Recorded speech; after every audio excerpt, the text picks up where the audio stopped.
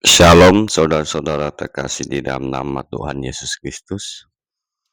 Kita mau melanjut membacakan Kejadian 20 ayat 1 sampai 18. Abraham, Sarah, dan Abimelek. Sebelum kita melanjut membaca Kejadian 20 ya, ayat 1 sampai 18, mari kita ambil saat teduh. Bapa yang di surga, pada pagi hari ini kami mengucap syukur atas kasih Tuhan yang tak terhingga ini.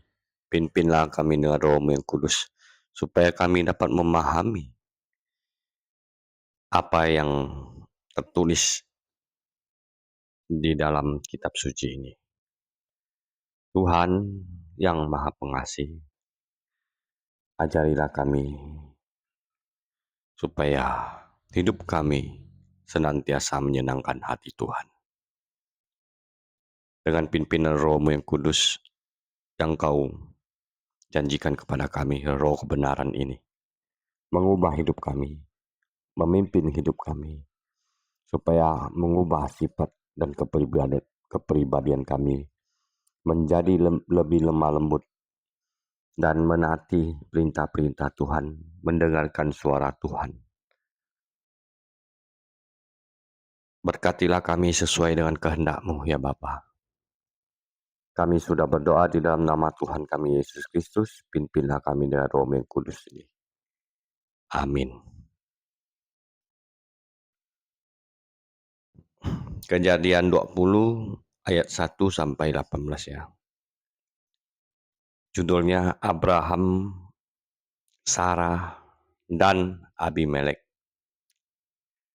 Abraham berangkat dari sana ke tanah Negeb, dan ia menetap di antara Kades dan Syur.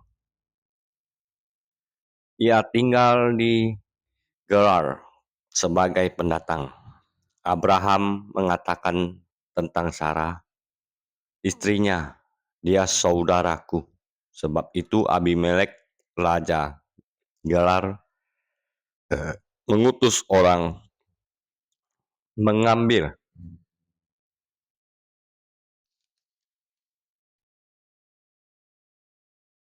Sarah, tetapi Allah datang kepada Abimelek dalam mimpi pada waktu malam dan berfirman kepadanya, "Engkau harus mati oleh karena perempuan yang telah kau ambil itu, sebab ia adalah istri seseorang." Namun Abimelek sebelum menghampiri Sarah, ia berkata, "Tuhan, apakah engkau akan membunuh bangsa yang tak bersalah? Bukankah lelaki itu sendiri yang mengatakan kepadaku, dia saudaraku? Perempuan itu sendiri juga mengatakan, ia saudaraku. Hal ini kulakukan dengan hati yang tulus dan dengan tangan yang tak bersalah." Berfirmanlah Allah kepadanya dalam mimpi, "Aku juga tahu bahwa dengan hati yang tulus engkau telah melakukan hal itu. Dan aku pun telah mencegah engkau dari berbuat dosa terhadap aku. Sebab itu, aku tidak membiarkan engkau menyentuh dia. Sekarang kembalikanlah istri orang itu, sebab dia seorang nabi. Ia akan berdoa untuk engkau, dan engkau tetap hidup. Namun, jika engkau tidak mengembalikan dia, ketahuilah engkau pasti mati. Engkau dan semua orang yang bersamamu." Keesokan harinya pagi-pagi Abimelek memanggil semua hambanya dan memberitahukan semua hal itu kepada mereka. Lalu orang-orang itu sangat ketakutan. Kemudian Abimelek memanggil Abraham dan berkata kepadanya, "Apa yang kau lakukan terhadap kami? apakah kesalahan yang kulakukan terhadap engkau, sehingga engkau menimbulkan dosa besar ini atas diriku dan kerajaanku. Engkau telah melakukan perbuatan-perbuatan yang seharusnya tidak dilakukan terhadapku. Abimelek berkata lagi kepada Abraham, "Apa yang kau pikirkan sehingga engkau melakukan hal ini?" Lalu Abraham berkata, "Pikirku tidak ada takut akan Allah di tempat ini, sehingga aku akan dibunuh karena istriku. Lagi pula ia benar-benar saudaraku, anak ayahku, hanya bukan anak ibuku. Tetapi kemudian ia menjadi istriku. Ketika Allah menyuruh aku mengembara pergi dari rumah ayahku, aku berkata, 'Istriku, tunjukkanlah kasihmu kepadaku. Katakan tentang aku di setiap tempat di mana kita tiba. Dia saudaraku.' Kemudian Abimelek mengambil kambing, domba, dan lembu, bunda laki-laki dan perempuan, lalu memberikan semuanya itu kepada Abraham.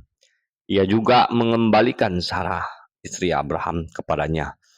Lalu Abimelek berkata, 'Negeriku ini terbuka bagimu, menetaplah di mana engkau kehendaki.'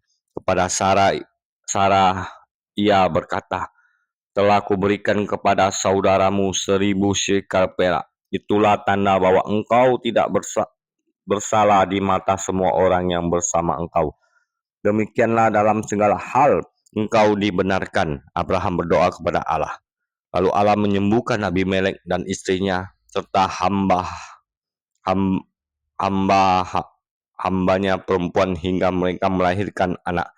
Sebab tadinya Tuhan telah menutup kandung setiap perempuan di istana Abimelek karena Sarah, istri Abraham.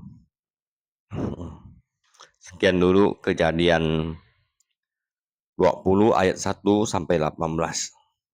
Abraham, Sarah, dan Abimelek. Kita melihat, kita membacanya kejadian ini ayat 20 ya, 1 sampai 18. Abraham mengira suatu negeri itu tidak ada yang takut akan Allah di tempat itu. Karena dalam suatu bangsa atau suatu daerah ya, takut akan Tuhan Allah itu sangat luar biasa. Pasti penduduknya bisa saling mengasihi dari mana daerah itu, biarpun berbeda suku. Inilah takut akan Tuhan Allah. Kalau kita takut akan Tuhan Allah, berarti mendengarkan firman-Nya yang hidup ini, yang mengajarkan, kasihilah sesama manusia seperti engkau mengasihi dirimu sendiri. Itu hukum keduanya. Hukum pertamanya, kasihilah Tuhan Allahmu dengan segenap hati, segenap jiwamu, kekuatanmu. Gimana kita mengasihinya? Mengasihi ciptaannya.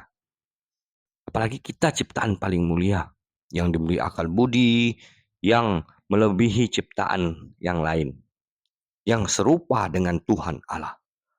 Ya, bersyukurlah kita yang mengenal, yang Tuhan kasihi, yang Tuhan selamatkan, yang kita percayakan kehidupan kita pada Tuhan.